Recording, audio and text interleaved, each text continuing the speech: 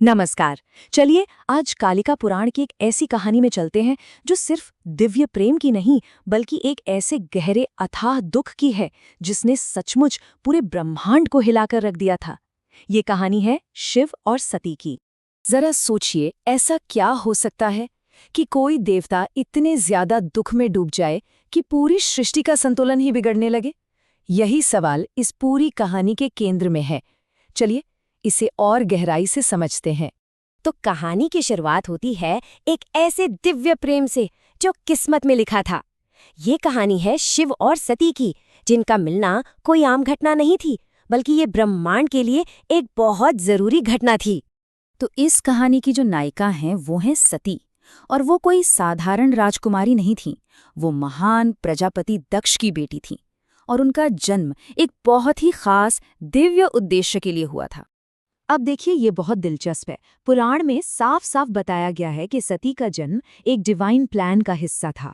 कहा जाता है कि खुद ब्रह्मा जी ने ये तय किया था कि प्रजापति दक्ष की बेटी सती ही शिव की पत्नी बनेंगी। यानी इनका मिलना तो था, ये तय था, किस्मत में लिखा था। और जब ये दोनों मिले ना, तो उनका प्यार कल्पना से भी परे था। सोचकर देखिए, एक तरफ परम वैरागी शिव और दूसरी तरफ राजकुमारी सती।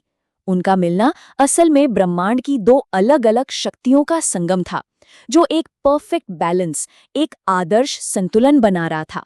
लेकिन जैसा कि हर महान प्रेम कहानी में होता है, एक मोड़ जरूर आता है, और यहाँ ये मोड़ सती के अपने पिता प्रजापति दक्ष की वजह से आया। उनके एक काम ने इस दिव्य प्रेम को एक भयानक त्रासदी की तरफ धकेल दिया। तो हुआ ये कि दक्ष ने एक बहुत बहुत बड़ा यज्ञ आयोजित किया। ये कोई छोटा मोटा समारोह नहीं था।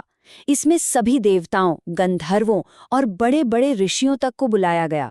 मतलब ऐसा आयोजन जिसकी भव्यता की कोई सीमा नहीं थी। लेकिन इसी भव्यता के पीछे एक बहुत बड़ा अपमान भी छिपा हुआ था। तो सबसे जरूरी बात यह है कि इस भव्य आयोजन में एक बहुत बड़ी कमी थी, और ये कमी जानबूझकर रखी गई थी। दक्ष ने सबको बुलाया, सिवाय अपनी ही बेटी सती और अपने दामाद भगवान शिव के। ये कोई भूल नहीं थी, ये एक गहरा और सबके सामने किया गया अपमान था। और बस यही अपमान सती को एक ऐसा फैसला लेने पर मजबूर कर देता है जो सब कुछ बदल कर रख देगा। ये इस कहानी का शायद सबसे दुखद और सबसे शक्तिशाली पल है। अब सती के मन की हालत को समझना बहुत जरूरी है।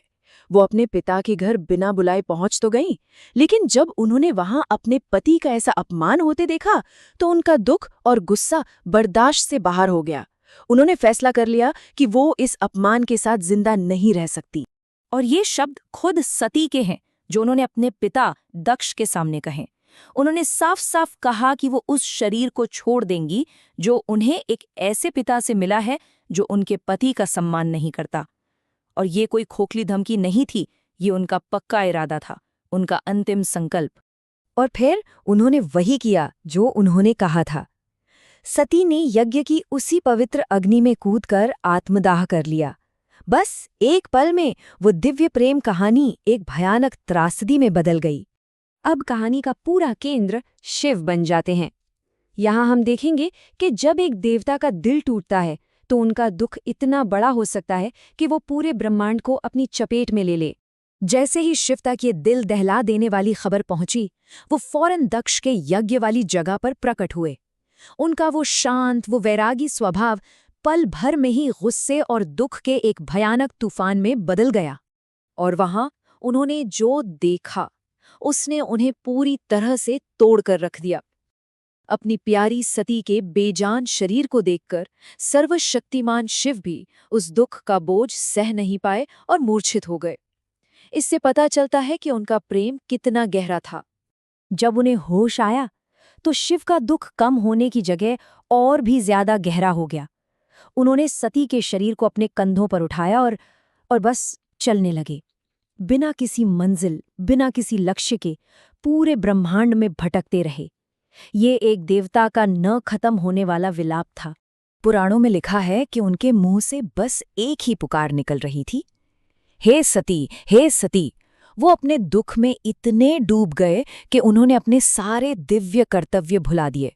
और सोचिए, जब शिव जैसा देवता अपने कर्तव्य से मुंह मोड़ ले तो ब्रह्मांड का संतुलन बिगड़ना तो तय ही था। तो अब हम कहानी के आखिरी हिस्से पर आते हैं, जहां ये भयानक ब्रह्मांडीय त्रासदी कुछ बहुत ही पवित्र और स्थायी चीज में बदल जाती है।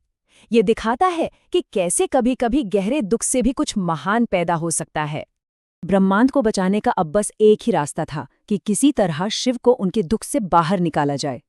ये देखकर ब्रह्मा और विष्णु जैसे बड़े देवताओं ने फैसला किया कि अब उन्हें इस संकट को खत्म करने के लिए कुछ करना ही होगा।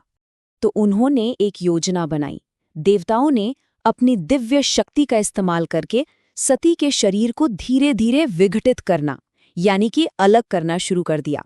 तो जैसे जैसे शिव ब्रह्मांड में भटकते रहे, सती के शरीर के अंग एक एक करके पृथ्वी पर अलग अलग जगहों पर गिरते चले गए और इस तरह एक भयानक त्रासदी को पवित्रता में बदल दिया गया।